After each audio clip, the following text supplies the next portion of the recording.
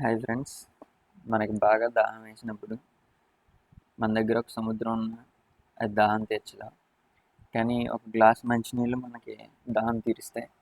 అదేవిధంగా ఎప్పుడైతే మనం కాంపిటేటివ్ ఎగ్జామ్ని ప్రిపేర్ అవుతామో నెంబర్ ఆఫ్ బుక్స్ ఉంటాయి, మెటీరియల్ ఉంటుంది మార్కెట్లో. బట్ అటన్నిటికంటే ఏదైతే మనకి గవర్నమెంట్ రిలీజ్ చేస్తుందో ఎన్సీఆర్టీ టెక్స్ట్ బుక్స్ కానీ మ్యాగజైన్స్ కానీ వాటి నుంచే ఎక్కువ మార్క్స్ వస్తాయి. ఇది అందరికీ తెలిసిన విషయం, చాలామందికి తెలిసిన విషయం. అండ్ ఇంకోటి ఏంటంటే ఈ కాంపిటేటివ్ ఎగ్జామ్స్ అనే యుద్ధంలో మనకి ఒక పంచిని 1000 సార్లు ప్రాక్టీస్ చేసినాడు 1000 పంచులు తెలిసినాడు కంటే ఎలా గొప్పడు అవుతాడు. ఒక బుక్ను 100 సార్లు చదివినాడు 100 బుక్కులు చదివినాడు కంటే గొప్పడు అవుతాడు. మరి అలా ఒక బుక్ను 100 సార్లు చదివినప్పుడు ఆ బుక్ మనకు ఖచ్చితంగా మంచిదై ఉండాలి. సో ఫస్ట్ ఆఫ్ ఆల్ మనం ఈ గవర్నమెంట్ ఇచ్చిన ఎన్సీఆర్టీస్ నుంచి పేపర్ ప్యాటర్న్ ఎలా ఉన్నా ఏ విధంగా మారినా ముందు మనకి దాని నుంచి మినిమం వెయిటేజ్ ఉంటుంది. ఆ ఎన్సీఆర్టీస్ అయిపోయినాక మనం స్టాండర్డ్ బుక్స్ తీసుకుని దాన్ని మల్టిపుల్ టైమ్స్ చదవాలి. ఈ స్ట్రాటజీస్కి వెళ్ళేటప్పుడు నెంబర్ ఆఫ్ ఎన్సీఆర్టీస్ ఉంటాయి. ఓల్డ్ ఎన్సీఆర్టీస్, న్యూ ఎన్సీఆర్టీస్, మన స్టేట్ బుక్స్, ఇవన్నిటిని గ్యాదర్ చేయటం, చదవటం అదొక కష్టమైన ప్రాసెస్. కాబట్టి వీటన్నిటిని నేను ఒకే వీడియోలో ఒక సిరీస్లో మీకు ఇవ్వబోతున్నాను. అండ్ కుదిరిన ప్రతి చోట కోడ్లు పెట్టి ఈజీగా గుర్తుండేలాగా చెప్పబోతున్నాను. ఎందుకంటే టైం తక్కువ ఉంటుంది, అందరు చదివేది అదే. కాకపోతే తక్కువ టైంలో మనం ఎక్కువ గుర్తుపెట్టుకుని ఉంటే అందరికంటే ముందు ఉండొచ్చు. దాంతోపాటుగా మనకి ఈ series UPSC, state PCS, SSC, banking, DSC వాళ్ళకి కూడా అండ్ అదర్ ఎగ్జామ్స్ ఏది ఉంటుంది వీటన్నిటికీ యూజ్ అవుతుంది. అండ్ దీంట్లో ఇక్కడ ఉన్న history, Geography, polity, economy and general science ఇవన్నీ కవర్ అవుతాయి. అండ్ మనం గుర్తుపెట్టుకునేటప్పుడు చాలా బాగా గుర్తుపెట్టుకోవాలి. దానికోసం మనం కొన్ని ట్రిక్స్ వాడాలి. జనరల్గా మనం కోడ్స్ పెట్టుకుంటాం. కాంపిటేటివ్ ఎగ్జామ్కి వచ్చేటప్పటికి సిలబస్ చాలా ఎక్కువగా ఉంటుంది. ఒక బుక్లో ఒక 600 నుంచి 800 పేజెస్, 1000 పేజెస్, ఇంత పెద్ద పెద్ద బుక్స్ ఉంటాయి. మరి ఇలాంటి వాటిని చదివినప్పుడు గుర్తుపెట్టుకోవడం కూడా అంత ఇంపార్టెంట్ అవుతుంది. సో పెద్ద పెద్ద బుక్స్, మల్టిపుల్ బుక్స్ చదివిన పర్సన్స్, పెద్ద పెద్ద కాంపిటేటివ్ ఎగ్జామ్స్ అటెంప్ట్ చేసిన వాళ్ళు, క్రాక్ చేసిన వాళ్ళు యూజ్ చేసే మెథడ్ ఏంటంటే మైండ్ మ్యాప్స్ యూజ్ చేస్తూ ఉంటారు. ఈ మైండ్ మ్యాప్స్ యూజ్ చేయడం వల్ల వాళ్ళకి ఫస్ట్ ఓవరాల్గా ఒక సబ్జెక్టు, ఇక్కడ హిస్టరీ తీసుకుంటే ఆ హిస్టరీకి సంబంధించి మొత్తం ancient history, medieval history, modern history ఎలాగా మైండ్లో మళ్ళీ ఏన్షియంట్ హిస్టరీ అంటే దాంట్లో ఉన్న లెసన్స్, ఆ లెసన్ నుంచి మళ్ళీ సబ్ హెడ్డింగ్స్, ఆ సబ్ హెడ్డింగ్కి సంబంధించిన మ్యాటర్, ఇలా మైండ్లో పర్ఫెక్ట్ స్ట్రక్చర్ అనేది ఫామ్ అవుతూ ఉంటుంది. సో ఈ విధంగా మనం కూడా ప్రిపేర్ అవుతూ ఉంటే మనం ఒకవేళ యూపీఎస్సీ మెయిన్స్ కానీ స్టేట్ పీసీఎస్కి సంబంధించిన మెయిన్స్ కానీ రాసినప్పుడు ఆ మైండ్ మ్యాప్ అనేది చాలా యూజ్ అవుతుంది. అండ్ ఏ ఎగ్జామ్కైనా, నార్మల్ ఆబ్జెక్టివ్ ఎగ్జామ్కైనా చదివింది రీకలెక్ట్ చేసుకోవాలంటే మైండ్ మ్యాప్స్ బాగా యూజ్ అవుతాయి. మరి ఆ మైండ్ మ్యాప్స్ కింద మీరు చదివిందంతా ఆర్గనైజ్ చేసుకోవాలి, బుక్ తీసుకుని ప్రిపేర్ అవ్వాలి. లేదా ఎన్సీఆర్టీస్ మీరు తీసుకుని చదవడానికి వెళ్తే చాలా వ్యాస్ట్ మెటీరియల్ ఉంటుంది. అందులో కొంచెం పనికొచ్చేది ఉంటుంది, కొంచెం పనికిరానిది ఉంటుంది. అంటే జనరల్గా పిల్లలు చదువుతారు కదా 6th నుంచి 12th దాకా, వాళ్ళకి అర్థమయ్యే లెవెల్లో వాళ్ళ కోసం నెంబర్ ఆఫ్ ఎగ్జాంపుల్స్ ఇస్తారు. అవి కాంపిటేటివ్ ఎగ్జామ్ ప్రిపేర్ అయ్యే వాళ్ళకి అంతలా అవసరం లేదు. కాబట్టి వాటన్నిటిని ఫిల్టర్ చేసుకుంటూ మనకి ఎగ్జామ్కి ఏదైతే అవసరం అవుతుందో అదంతా తీసుకొచ్చి మీకు ఇవ్వటం జరుగుతుంది. కాబట్టి ఈ సిరీస్ని ఇక్కడ నుంచి ఫాలో అవ్వండి. ఖచ్చితంగా మీ ఎగ్జామ్కి చాలా యూజ్ అవుతుంది. ముందు మనం హిస్టరీ గురించి డిస్కస్ చేద్దాం. సో హిస్టరీని తీసుకుంటే దాంట్లో 3 టైప్స్ ఉంటాయి: ancient history, medieval history, modern history. So బాగా ప్రాచీనమైనది ఏన్షియంట్ హిస్టరీ. దాని తర్వాత కాలాన్ని మిడివల్ హిస్టరీ కింద డివైడ్ చేశారు. అండ్ దాని తర్వాత రీసెంట్ పాస్ట్, ఈ మధ్యలో జరిగింది, ఆ చరిత్రనంతా మోడర్న్ హిస్టరీ, ఆధునిక భారతదేశ చరిత్ర లేదా అని చెప్తాం. అయితే దీంట్లో మనం ఫస్ట్గా డిస్కస్ చేసేది ఏన్షియంట్ హిస్టరీ గురించి. ఏ ఎగ్జామ్కైనా హిస్టరీలో ఈ టాపిక్స్ ఉంటాయి అండ్ ఏన్షియంట్ హిస్టరీలో ఈ టాపిక్స్ ఉంటాయి. బట్ ఎగ్జామ్ని బట్టి ఆ డెప్త్ మారుతూ ఉంటుంది. అప్ టు యూపీఎస్సీ లెవెల్ లేదా స్టేట్ ఎగ్జామ్స్, స్టేట్ పీసీఎస్, ఏ ఎగ్జామ్కైనా మనం ఇంటర్మీడియట్ దాకా ప్రిఫర్ చేస్తాం. ఆ అబ్బాయిని స్టాండర్డ్ బుక్స్ చదువుతారు. సో ఫస్ట్ మనం చూసుకోవాల్సింది ఇంటర్మీడియట్ లెవెల్ దాకా ఇక్కడ ఇచ్చిన సిలబస్ మనం చూసుకుంటే ఏ ఎగ్జామ్లో అయినా మనకి బిట్ వచ్చే ఛాన్స్ చాలా ఎక్కువగా ఉంటుంది అండ్ తెలివైన ఇన్వెస్ట్మెంట్ అవుతుంది. ఏన్షియంట్ హిస్టరీ ఆఫ్ ఇండియాలో ఫస్ట్ మనకి సోర్సెస్ ఆఫ్ హిస్టరీ రైటింగ్. అసలు బాగా అతి ప్రాచీన కాలంలో మనకి ఈ హిస్టరీ అనేది మనకి ఎలా తెలిసింది? అప్పుడులో సోషల్ మీడియా లేదు, ఇప్పుడున్నంతలా అప్పుడు బుక్స్ పబ్లిష్ అవ్వడం లేదు. బట్ అప్పుడు ఎలా తెలిసింది, ఏ విధంగా తెలుసుకున్నారు అనే దాని గురించి. ప్రీ హిస్టరీ రాకముందు అంటే చేత్తో రాసే లిపి లేని టైం ముందు అప్పుడు జరిగింది మనం ఎలా తెలుసుకుంటున్నాం, అప్పుడు ఏం జరిగింది. ఇండస్ వ్యాలీ సివిలైజేషన్, సింధులోయ నాగరికత, దానికి సంబంధించి మంచి మంచి విషయాలు కాంపిటేటివ్లు ఎక్కువగా రిపీట్ అయినవి కూడా మైండ్ మ్యాప్స్ ద్వారా నేర్చుకుంటాం. వేదిక్ సివిలైజేషన్, వేదకాలం గురించి, జైనిజం, బుద్ధిజం గురించి ప్రతి కాంపిటేటివ్ ఎగ్జామ్లో వీటి గురించి బిట్స్ అడుగుతూనే ఉన్నాడు. అండ్ మహాజనపదాస్, ఈ మహాజనపదాస్ గురించి కూడా అడుగుతూ ఉంటాడు. And Mauryan period, post Mauryan, Sangam age south ఇండియాలో స్టార్ట్ అయింది. అండ్ గుప్తుల కాలం గురించి, అండ్ పోస్ట్ గుప్త ఏరియా దాని తర్వాత కాలం గురించి, and cultural development in south India. A competitive exam అయినా చూడండి, ఏన్షియంట్ హిస్టరీలో ఇవే టాపిక్స్ ఉంటాయి. ఈ టాపిక్స్ నుంచే బిట్స్ వస్తూ ఉంటాయి. కాబట్టి వీటిని మనం బేస్గా చేసుకుని ఇప్పుడు మనం నెక్స్ట్ టాపిక్ మనం సోర్సెస్ ఆఫ్ హిస్టరీ. ఇప్పుడు ఇందులో చూడండి, ఫస్ట్ ఇది మనకి sources of history.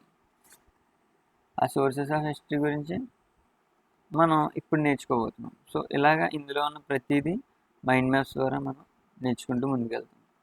So sources of history గురించి మనం తీసుకుంటే మెటీరియల్ రిమైన్స్. పాతకాలం మనకి ఎలా తెలిసింది, అప్పట్లో జరిగిన వాటి గురించి, అప్పుడు ఉండిపోయిన వస్తువులు, వాళ్ళ వాడిన వస్తువులు ఏదైతే ఉన్నాయో ఆ వస్తువుల్ని చూసుకుని అప్పుడు ఎలా జరిగింది అలా జరిగిందని మనం ఊహించడం జరిగింది. అలాగే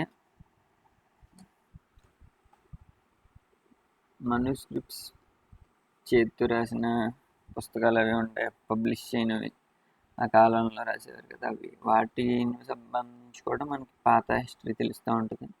అండ్ ఇన్స్క్రిప్షన్స్, రాజుల విని రాళ్ళ పైన కానీ లేదంటే మెటల్స్ పైన కానీ రాసినవన్నీ ఇప్పటికీ లభ్యమవుతూ ఉంటాయి కొన్ని. దాన్ని బట్టి బేస్ చేసుకుని ఆ కాలంలో ఇది జరుగుండొచ్చు అది జరుగుండొచ్చు అని గెస్ చేస్తూ ఉంటాయి. అండ్ కాయిన్స్, ఆ కాలంలో అందుబాటులో ఉన్న కరెన్సీలో వాళ్ళ కరెన్సీ మీద ఏమేమి ముద్రించేవారు, దాన్ని బట్టి ఆ కాలంలో ఏం జరుగుండొచ్చు అనేది కొంచెం అంచనాకు వస్తూ ఉంటారు. అండ్ లిటరరీ రిసోర్సెస్, ఆ కాలంలో ఉన్న పుస్తకాలు ఇవన్నీ. అండ్ ఫారెన్ అకౌంట్స్, విదేశీయులు ఎప్పుడైతే వేరే దేశాలకు వెళ్తూ ఉంటారో లేదంటే మన దేశానికి వస్తారో వాళ్ళు ఎక్కడ ఏమున్నాయో చూసి కూడా వాళ్ళు బుక్స్ రాస్తూ ఉంటారు. వీటన్నిటిని బట్టి మనకి సోర్సెస్ ఆఫ్ హిస్టరీ అనేది తెలుస్తూ ఉంటుంది. సో వీటి గురించి ఒక్కొక్కటిగా మనం తెలుసుకుంటాం. ముందుగా మెటీరియల్ రిమైన్స్ గురించి నేర్చుకుందాం. సోర్సెస్ ఆఫ్ హిస్టరీలో ఫస్ట్ది మెటీరియల్ రిమైన్స్. నాకు మైండ్ మ్యాప్లో చూసాను, దాంట్లో మెటీరియల్ రిమైన్స్ ఉంటుంది. పాతకాలంలో మనకి మిగిలిపోయిన వస్తువులు ఏదైతే ఉన్నాయో పురాతనమైన వస్తువులు, ఫర్ ఎగ్జాంపుల్ మనకి చాలా ప్రాచీన ఇండియాలో అనేకమైన వస్తువులు ఉన్నాయి. అయితే వాటిలో stone temples in south India, మనకి రాతితో కట్టిన అనేక దేవాలయాలు ఈనాటికి కనిపిస్తూ ఉంటాయి సౌత్ ఇండియాలో, అవి మెటీరియల్ రిమైన్స్లో. అండ్ దానితో పాటుగా బ్రిక్ మోనాస్ట్రీస్, ఇటుకలతో కట్టిన ఉండే మంక్స్ అవి ఉంటారు కదా, అవి ఈస్టర్న్ ఇండియాలో ఉండేవి. బుద్ధునికి సంబంధించి వాళ్ళ గురువులు ఉండేవన్నీ కూడా బ్రిక్ మోనాస్ట్రీస్. అండ్ వీటితో పాటుగా మనకి మౌంట్స్ అంటే ఈ దెబ్బలు అని అంటారు. తెలుగులో అయితే. పాతకాలానికి సంబంధించిన వస్తువులు ఇవన్నీ కప్పబడి ఈ దెబ్బలుగా ఏర్పడుతూ ఉండేవి. వాటిని తవ్వడం వల్ల ఏమంటే మనకి ఆ కాలంలో ఏమేమి ఉండేవి అనేవి ఆ కల్చర్స్ అన్నిటికి సంబంధించిన వస్తువులు కానీ కట్టడాలు కానీ ఆ దెబ్బల కింద ఉండటం జరిగేది. సో ఈ మౌంట్స్ గురించి తెలుసుకోవడం, మౌంట్స్ కూడా material remains one of the. And దీంట్లో కూడా మనకి ఈ మౌంట్స్ ఎలా స్ప్రెడ్ అయి ఉన్నాయి. అయితే ఈ మౌంట్స్ ఇండియా మొత్తం స్ప్రెడ్ అయినాయి, మొత్తం కంట్రీలో కూడా దొరుకుతున్నాయి. అయితే ఈ దెబ్బలు ఏంటంటే రకరకాల టైప్స్ ఉంటాయి. అందులో 3 టైప్స్ ఏంటంటే సింగిల్ కల్చర్ అంటారు, మల్టీ కల్చర్ అంటారు, కల్చర్ ప్రకారం మేజర్ కల్చర్. సింగిల్ కల్చర్లో ఒకే దానికి సంబంధించిన ఒకే కల్చర్ని ఇది రిప్రజెంట్ చేస్తుంది. సపోజ్ పెయింటెడ్ గ్రేవేర్ అనే కల్చర్ ఉంటుంది. దాంతోపాటుగా శాతవాహన కల్చర్ కానీ, అంటే ఈ తవ్వకాలు శాతవాహనాలకు సంబంధించిన ఏవైతే ఉండిపోయినా మెటీరియల్ రిమైన్స్ వాటికి సంబంధించినవి చూపిస్తూ ఉంటాయి. అండ్ లేదంటే కుషాన్ కల్చర్. సో ఇవన్నీ వీటికి సంబంధించినవి మాత్రమే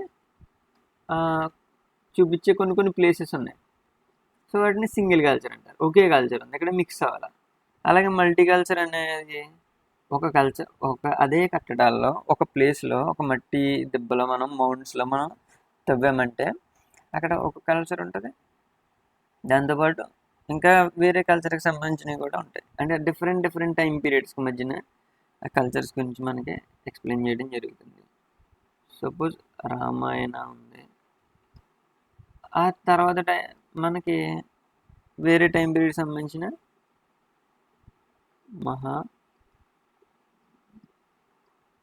మహాభారత కూడా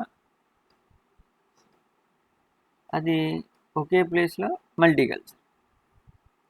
ఒక ప్లేస్కి ఒకే కల్చర్ ఉంటే సింగిల్ కల్చర్. అండ్ ఇక్కడ ఏంటంటే కొన్ని చోట్ల మనకి ఒకే ప్లేస్లో ఒకటేమో ఇంపార్టెంట్ కల్చర్ ఉంటుంది, మేజర్ కల్చర్ ఉంటుంది, అండ్ మిగతా కల్చర్కి సంబంధించిన చిన్న పార్ట్స్ కూడా ఉంటాయి. సో ఒకటి డామినెంట్గా ఉంటుంది, ఇంకోటి అంత డామినెంట్గా ఉంటుంది. సో దీన్ని ఏమంటే మేజర్ కల్చర్ అంటాం. ఇప్పుడు ఈ దెబ్బల్లో టైప్స్ ఏంటనేది చూసాం కదా. ఇప్పుడు ఎక్స్కేవేషన్, ఈ తవ్వకాలు అవి జరుపుతూ ఉంటారు. అసలు ఈ మౌంట్స్ని తవ్వేటప్పుడు మనకి ఎలాగా దాంట్లో 2 టైప్స్ వాడుతూ ఉంటారు. జనరల్గా ఏంటంటే వెర్టికల్, మనం ఎలా టాప్ టు బాటమ్ ఇలా తవ్వినప్పుడు ఇది దెబ్బ అనుకుంటే టాప్ టు బాటమ్ తవ్వినప్పుడు ఫస్ట్ ఒక కల్చర్ బయటపడి తర్వాత దానికంటే ముందున్న కల్చర్స్ అనేవి బయటపడవచ్చు. లేదంటే హారిజాంటల్గా తవ్వుతారు కొన్నిసార్లు. హారిజాంటల్గా ఇలా ఎక్కువ ప్లేస్ తీసుకుంటుంది అండ్ డెప్త్ వెళ్ళదు ఎక్కువ. సో అలా వెళ్ళినప్పుడు ఒకే కల్చర్ పై లేయర్లో ఒక కల్చర్ ఉంటే ఆ కల్చర్కి సంబంధించిన ఎంటైర్ వ్యూ, ఒక ఎంటైర్ ఐడియా వస్తుంది టోటల్గా. ఇక్కడ ఏంటంటే మల్టిపుల్ కల్చర్స్ గురించి సంబంధించి ఒక ఐడియా వస్తుంది. సో ఈ విధంగా మనం మెటీరియల్ రిమైన్స్ గురించి నేర్చుకున్నాం. సో మెటీరియల్ రిమైన్స్ అయిపోయినాక మనకి సోర్సెస్ ఆఫ్ హిస్టారికల్ కన్స్ట్రక్షన్స్లో నెక్స్ట్ టాపిక్ గురించి మనం ఇప్పుడు నేర్చుకున్నాం. సో ఒకసారి మనం సోర్సెస్ ఆఫ్ హిస్టరీలో మెటీరియల్ రిమైన్స్ని ఫినిష్ చేసాం. నెక్స్ట్ ఇప్పుడు ఏంటంటే మనుస్క్రిప్ట్స్ గురించి తెలుసుకుంటాం. Manuscripts next. ఈ మనుస్క్రిప్ట్స్ అంటే ఏంటంటే మనుషులు రాసినవి, చేతితో రాసినవి. సో మనుస్క్రిప్ట్స్లో యాక్చువల్గా మనకి లాటిన్ వర్డ్ మను అంటే లాటిన్లోని హ్యాండ్ అని అర్థం. హ్యాండ్తో రాసినవి కాబట్టి మెనుస్క్రిప్ట్స్. అయితే ఈ మాన్యుస్క్రిప్ట్స్ కూడా మనకి తెలుసుకోవడానికి, హిస్టరీ తెలుసుకోవడానికి ఉపయోగపడతాయి. అయితే వీటిలో ఎక్కువగా మనకి వాడేవి ఏంటంటే పామ్ లీఫ్. మనకి తాళపత్రాలు తాటాకులు ఉంటాయి కదా, సో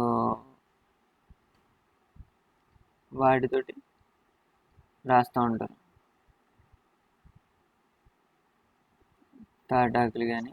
అండ్ ఇంకోటి ఏంటంటే మనకి భోజపత్రాలు అంటారు. భోజపత్రాలు అంటే బ్రిడ్జ్.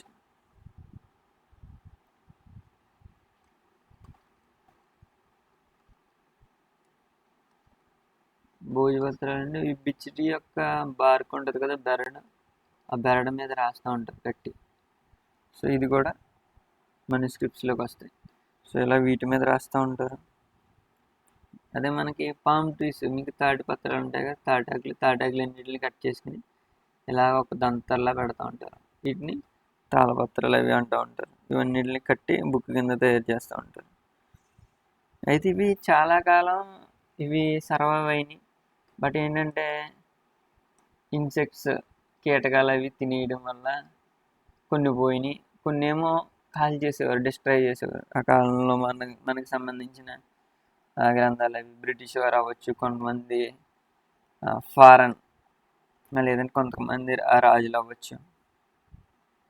ఇవన్నిటి వల్ల ఇవి కొన్ని పోయినాయి. అయినా కొన్ని ఇప్పటికీ సర్వైవ్ అయినాయి. టెంపుల్స్లో కానీ ఇంకా మోనాస్ట్రీస్లో కానీ మనకి ఇవి జాగ్రత్తగా దాయడం వల్ల ఇప్పటికీ లభ్యం అవుతున్నాయి. అయితే వీటిలో ఏంటంటే అన్ని కైండ్స్ ఆఫ్ సబ్జెక్ట్స్ ఉండేవి.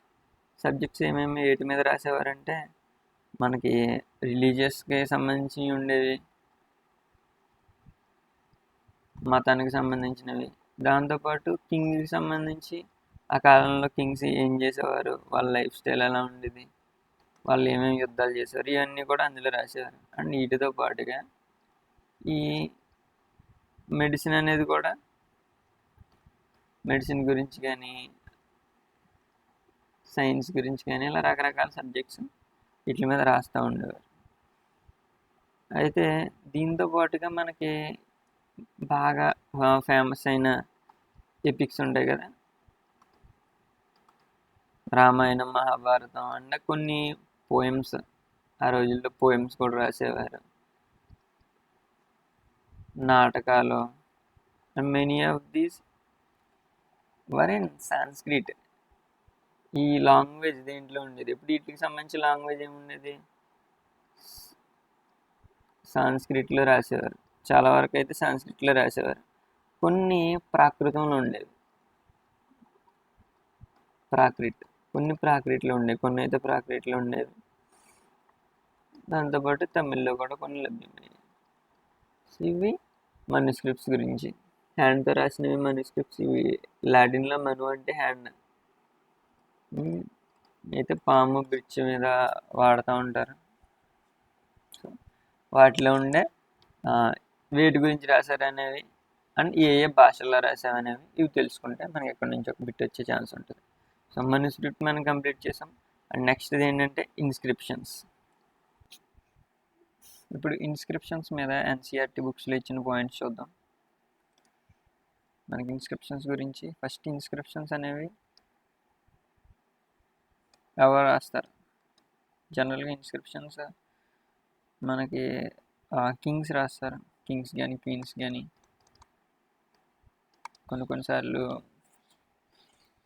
కింగ్స్ ఫ్యామిలీకి సంబంధించిన వాళ్ళు, కింగ్ దగ్గర వర్క్ చేసేవాళ్ళు, ఇలాంటివన్నీ వాళ్ళందరూ రాస్తూ ఉంటారు. ఎందుకు రాస్తారంటే ఇప్పుడు మనకి ఇందులో ఎన్సీఆర్టీ బుక్స్లో ఇచ్చిన ఇంపార్టెంట్ ఆల్ పాయింట్స్ నేను డిస్కస్ చేస్తున్నాను. ఇవి ఎగ్జామ్లో వస్తాయి ఖచ్చితంగా. అయితే ఏంటంటే కింగ్స్ జనరల్గా మీకు ఈ జనరల్ పాయింట్స్ ఇవి. అయితే కింగ్స్ అండ్ క్వీన్స్ మనకి ఈ ఇన్స్క్రిప్షన్స్ అనేవి వేస్తూ ఉంటారు. వాళ్ళు ఏంటంటే యుద్ధంలో గెలిచినప్పుడు విక్టరీస్ గురించి కానీ, వీటి గురించి కానీ, లేదంటే కొన్ని వాళ్ళు ఏదైనా రూల్స్ అండ్ రెగ్యులేషన్స్ వాళ్ళు పాస్ చేసినప్పుడు వాటిని ఒబే చేయడానికి, జనరల్ పీపుల్కి కొత్త రూల్స్ వచ్చినప్పుడు వాళ్ళు ఒబే చేయడానికి మనకి ఏం చేస్తారంటే ఇలాంటి ఇన్స్క్రిప్షన్ చేస్తారు. ఇన్స్క్రిప్షన్స్ ఎక్కడ వేస్తారు? హార్డ్ సర్ఫేసెస్ మీద. అంటే ఎక్కువ కాలం ఉండాలి, ఎండకి వానకి పాడైపోకుండా ఉండాలంటే హార్డ్ సర్ఫేసెస్ మీద వేస్తారు. రాళ్ళ మీద కానీ, మెటల్స్ మీద కానీ. సో ఎక్కడ వేస్తారంటే స్టోన్స్, మెటల్స్, ఇవన్నీ మీకు తెలిసినవి. ఇంపార్టెంట్ పాయింట్స్ వచ్చినప్పుడు రెడ్ కలర్తో రాస్తాను, ఐ రిమెంబర్ చేసుకోండి. సో వాళ్ళ సక్సెస్ గురించి కూడా ఇన్స్క్రిప్షన్స్ చేస్తారు. ఏ లాంగ్వేజెస్లో ఉంటాయి ఇన్స్క్రిప్షన్స్కి స్క్రిప్ట్ ఉంటుంది, లాంగ్వేజ్ ఉంటుంది, ఆ టైంలో ప్రజలకు అర్థమయ్యేలాగా లేదా రాజభాషలో ఇన్స్క్రిప్షన్స్ అనేవి రాస్తూ ఉంటారు. సో ఇక్కడ చెప్పేది ఇంపార్టెంట్. సో మనకి ఇన్స్క్రిప్షన్స్ని అర్థం చేసుకోవడం అంత ఈజీ కాదు, ఎందుకంటే జనరల్ భాష అనేది మారుతూ ఉంటుంది, ఉండే కొద్దీ అది చేంజ్ అవుతూ వచ్చింది. సో అప్పటికి ఇన్స్క్రిప్షన్స్ మనం ఆ కాలంలో రాసిన ఇన్స్క్రిప్షన్స్ ఈ కాలంలో అర్థం చేసుకోవాలంటే చిన్న విషయం కాదు అది. సో అలా అర్థం చేసుకోవడాన్ని డిసైఫర్మెంట్ అంటారు. ఎలాంటివి ఇంపార్టెంట్ అవుతాయి కాంపిటేటివ్ ఎగ్జామ్స్లో. డిసైఫర్మెంట్ అంటే అండర్స్టాండింగ్ ఇన్స్క్రిప్షన్స్లో ఉన్న ఏంటి టెర్మినాలజీ, అక్కడ ఉన్న స్క్రిప్ట్ని అర్థం చేసుకుని దాంట్లో ఉన్న మ్యాటర్ని తెలుసుకోవడాన్ని డిసైఫర్మెంట్ అంటారు. తర్వాత ఇన్స్క్రిప్షన్స్ ఎక్కడ రాసేవాళ్ళు, ఇదొక టాపిక్. ఇప్పుడు ఎక్కడ రాసేవాళ్ళు ఇన్స్క్రిప్షన్స్ రాసింది మీకు జనరల్గా తెలుసు, ఏంటంటే సీల్స్ మీద, స్టోన్ పిల్లర్స్ మీద, రాతి స్తంభాలు ఉంటాయి కదా వాటి మీద రాసేవారు, అండ్ రాక్స్ మీద, రాళ్ళ మీద ఇన్స్క్రిప్షన్స్ చెక్కించేవారు, ఎందుకంటే అవి ఇప్పటికీ లభ్యమవుతున్నాయంటే అలాంటి బలమైన వాటి మీద రాయడానికి. అండ్ కాపర్ ప్లేట్స్,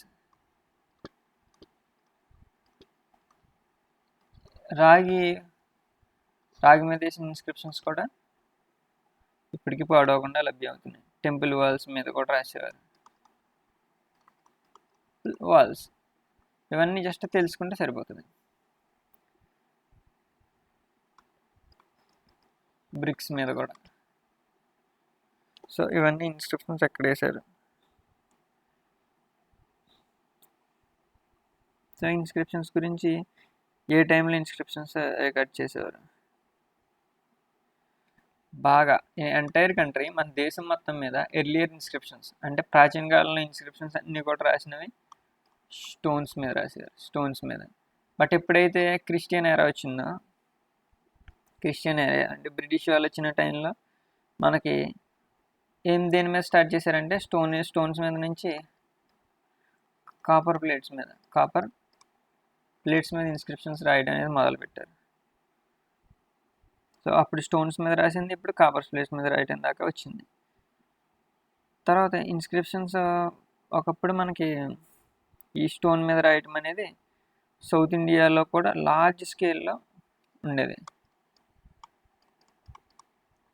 ఎక్కడ స్టోన్స్ మీద రాయటం, ఇప్పటికీ ఆ స్టోన్స్ మీద రాసిన ఇన్స్క్రిప్షన్స్ లభ్యమవుతున్నాయి. వాటి వల్ల మన చరిత్ర తెలుసుకోవడానికి అవి కూడా యూజ్ అవుతున్నాయి. So sources of historical construction అవి కూడా మనకి.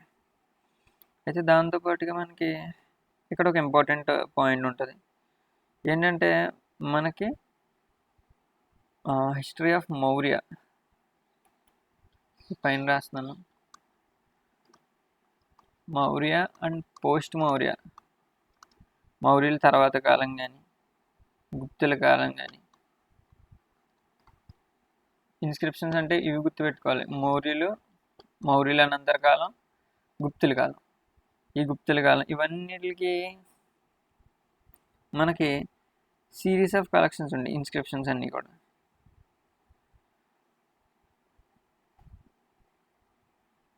ఒక ఇన్స్క్రిప్షన్స్ అన్నీ కూడా ఒక వరుస క్రమంలో అనేక ఇన్స్క్రిప్షన్స్ మనకు లభ్యమైనవి. ఈ ఇన్స్క్రిప్షన్స్ని ఏమంటారు, ఇది ఎన్సీఆర్టీ బుక్స్లో ఇచ్చిన ఇలాంటి టెర్మినాలజీ ఎగ్జామ్లో మనకి అడుగుతూ ఉంటాడు. కార్పస్ ఇన్స్క్రిప్షనం,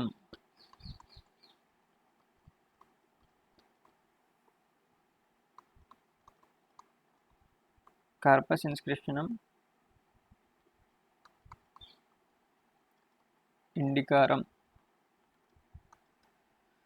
సో ఇలాంటివి తెలుసుకోవాలి. కార్పస్ ఇన్స్క్రిప్షనం ఇండికారం. సో ఈ విధంగా మనం ఇన్స్క్రిప్షన్ అంటే తెలుసుకున్నాం. ఇందులో పెద్ద హెవీగా అన్నోన్ థింగ్స్ మీకేమీ లేవు, జస్ట్ డిసైఫర్మెంట్ అండ్ కార్పస్ ఇన్స్క్రిప్షనం ఇండికారం తెలుసుకోండి. అండ్ నెక్స్ట్ ఇప్పుడు కాయిన్స్ గురించి మనం డిస్కస్ చేద్దాం.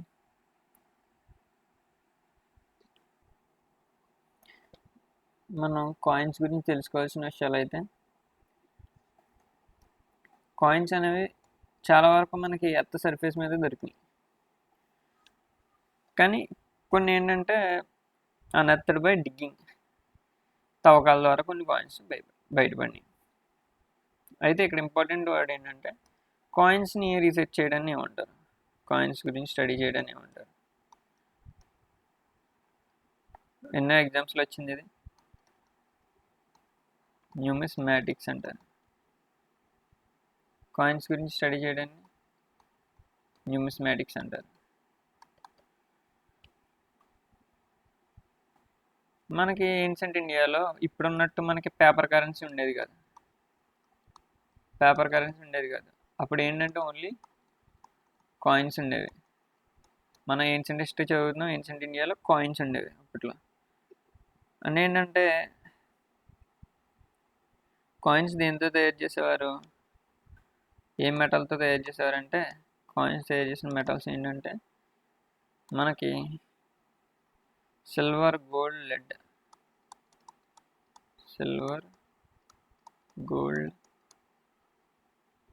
గోల్డ్ తోటి, లెడ్ తోటి కాయిన్స్ తయారు చేసేవారు. తర్వాత కాయిన్ మౌల్డ్స్ ఉండేది.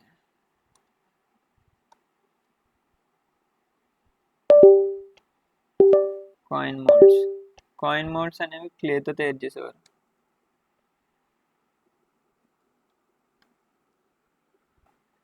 కాయిన్ మౌల్డ్స్ అనేవి బాండ్ క్లేతో తయారు చేస్తూ ఉండేవారు.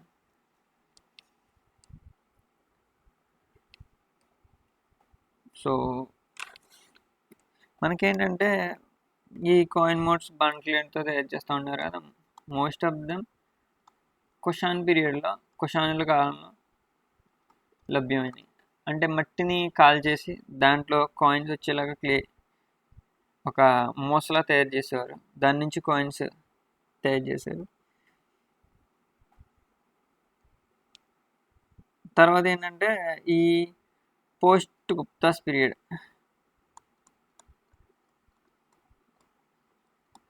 అంటే గుప్తుల కాలం తర్వాత ఈ మౌల్డ్స్ అనేవి డిసప్పియర్ అయిపోయినాయి, కొత్త టెక్నాలజీ వాడేవారు. సో ఇవి కాయిన్స్ గురించి. అండ్ ఇందులో ఇంపార్టెంట్ బిట్ ఏంటంటే న్యూమిస్మాటిక్స్. కాయిన్స్ గురించి రీసెర్చ్ చేయడాన్ని న్యూమిస్మాటిక్స్ అంటారు. ఇవి ఎన్సీఆర్టీస్లో ఈ టాపిక్ గురించి ఇచ్చిన అంశాలు. దీని తర్వాత లిటరరీ రిసోర్సెస్ కనిపెడతాం. తర్వాత సోర్స్ ఆఫ్ హిస్టరీలో literary resources. Next topic literary sources. Literary sources మనకి రాసిన ఆధారాలు, హ్యాండ్ రిటన్. మన ఇండియన్స్కి, ఏన్షియంట్ ఇండియన్స్కి ఈ రైటింగ్ అనేది 2500 years బీసీ ఆ కాలంలోనే తెలుసు, ఇండస్ వ్యాలీ సివిలైజేషన్ ఆ టైం. అయితే మాన్యుస్క్రిప్ట్స్ అంటే తెలుసు మీకు, ఇంతకుముందు దీని గురించి డిస్కస్ చేశాం. మాన్యుస్క్రిప్ట్స్ అంటే హ్యాండ్ రిటన్. మాన్యు అంటే హ్యాండ్ అని, ఏ భాషలో? లాటిన్ లాంగ్వేజ్లో.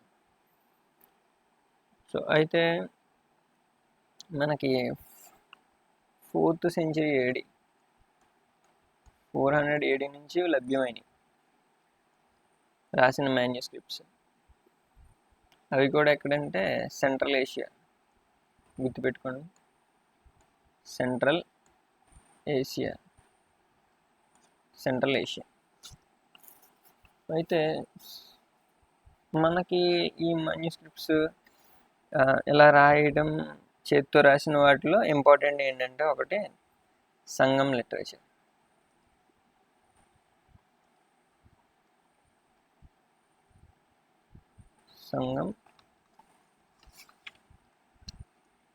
అయితే ఈ సంగం లిటరేచర్లో మనకి అవైలబుల్గా ఉన్నవి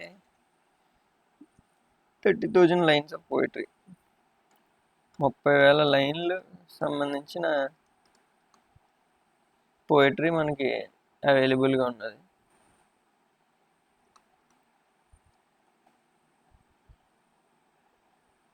అండ్ దీంతో పాటుగా మనకి ఈ సంగం లిటరేచర్ అనేది 8 అథాలజీస్. ఇది గుర్తుపెట్టుకోండి, 8 అథాలజీస్ అంటే తెలుగులో ఏం కాదు, సంకలనం అంటారు కదా. అంటే ఒకే రైటర్ కాకుండా ఎక్కువ మంది రచయితలు కలిసి రాస్తారు. ఇప్పుడు మనకి తెలుగులో సుభాషితాలు అని ఉంటుంది. సుభాషితాలు ఒక కవులే రాయరు, కవులన్నీ కలిపి సంకలనం చేస్తారు. అలాగే మన టెక్స్ట్ బుక్లో కొన్ని లెసన్స్ రచయితల సంకలనం అని ఉంటుంది తెలుగు టెక్స్ట్ బుక్లో. సో అలాగా రచయితల బృందం అని ఇస్తుంది. సో ఇది ఎథాలజీస్. అయితే ఈ సంఘం లిటరేచర్ అనేది 8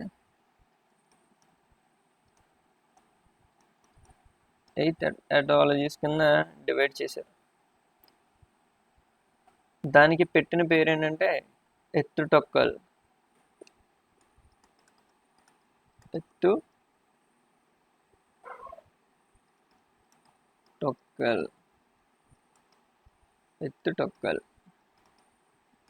సో దీన్ని బాగా గుర్తుపెట్టుకోండి. 8 ఎథాలజీస్ కింద డివైడ్ చేశారు. దాని పేరు ఏంటంటే ఎత్తుటొక్కల్ అని పెట్టారు.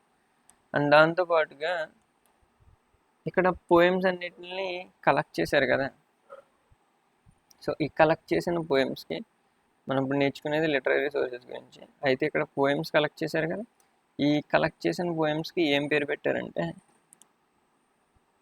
మనకి పురాణ నూరు.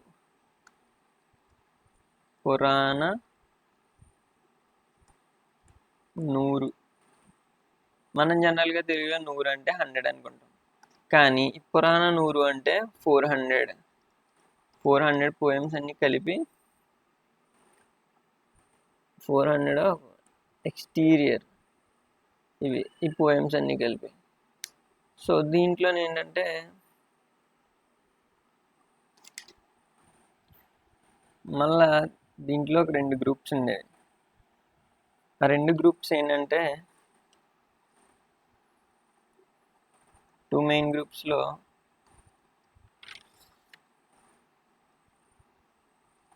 పటినైన్ కిల్ కనక్కు. పటినైన్ కిల్ కనక్కు అనేది 18 లోవర్ కలెక్షన్స్. 18 లోవర్. మనం లిటరరీ సోర్సెస్ గురించి డిస్కస్ చేసుకుంటున్నాం. పురాణ నూరు అని మొత్తం 400 పోయమ్స్ ఉండేవి. దాని నూరు అంటే మనకి ఆ లాంగ్వేజ్లో 400 అని అర్థం.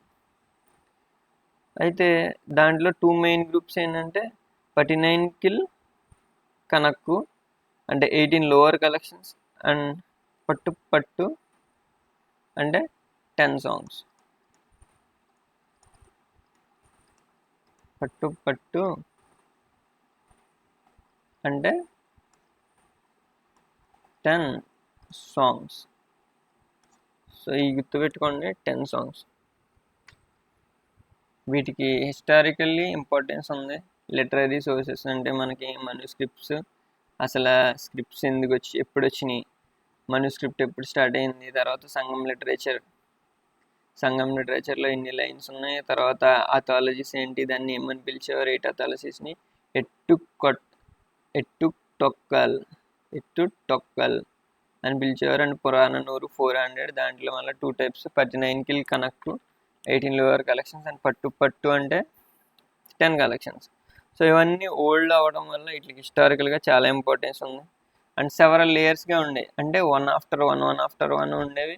అయితే ఈ లేయర్స్ అన్నీ మనకు ఒక విషయం చెప్తాయి, అదేంటంటే సోషల్ ఎవల్యూషన్ అనేది దీన్ని బట్టి మనకి తెలుస్తుంది. అంటే ఇంతకుముందు సొసైటీ ఎలా ఉండేది, తర్వాత ఎలా మారింది అనేది ఈ లిటరరీ సోర్సెస్ అన్నిటిని గమనిస్తే మనకి నెమ్మదిగా అర్థమవుతుంది. ఇప్పుడు మనం సోర్సెస్ ఆఫ్ హిస్టరీలో లాస్ట్ టాపిక్ డిస్కస్ చేద్దాం, ఫారెన్ అకౌంట్స్. సో ఫారెన్ అకౌంట్స్కి సంబంధించి మనకి ఇక్కడ ఒక చిన్న ఎగ్జాంపుల్ ఇచ్చాడు. సో గ్రీక్ రైటర్స్ మీ అందరికీ తెలుసు. అయితే వాళ్ళు ఒక వ్యక్తిని శాండ్రో కొటాస్గా వాళ్ళు పిలుచుకున్నారు, శాండ్రో కొటాస్ అని. అయితే అతను ఎవరికి కాంటెంపరీ అంటే మనందరికీ తెలుసు, అలెగ్జాండర్ ది గ్రేట్ అంటారు. అయితే అలెగ్జాండర్ మనని ఇండియాని ఇన్వైట్ చేసింది ఎప్పుడంటే 326 BC. ఆ టైంలో అలెగ్జాండర్ ఇండియాకి వచ్చారు. అయితే ప్రిన్స్ శాండ్రో కొటాస్ ఐడెంటిఫైడ్ విత్ ఈ శాండ్రో కొట్టాస్ ఎవరో అని గ్రీకు వాళ్ళేమో శాండ్రో కొట్టాస్ అని రాసుకున్నారు. కానీ అతని ఎవరంటే ఇంతకీ మీ అందరికీ తెలిసిన చంద్రగుప్త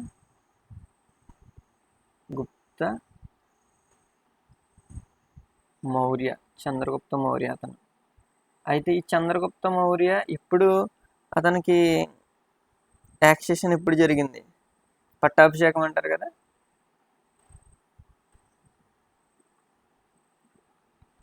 యాక్సెషన్ జరిగిన డేట్ 322 BCగా వాళ్ళు ఇచ్చారు.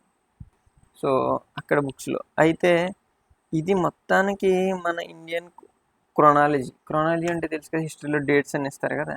సో ఈ గ్రీకు పుస్తకాల ద్వారానే ద మెయిన్ థింగ్ అనేది మనకు తెలిసింది, ఒక ఆధారంగా మారింది అది. సో అదే చంద్రగుప్తుని కాలంలో మెగస్తనీస్ అనే అతను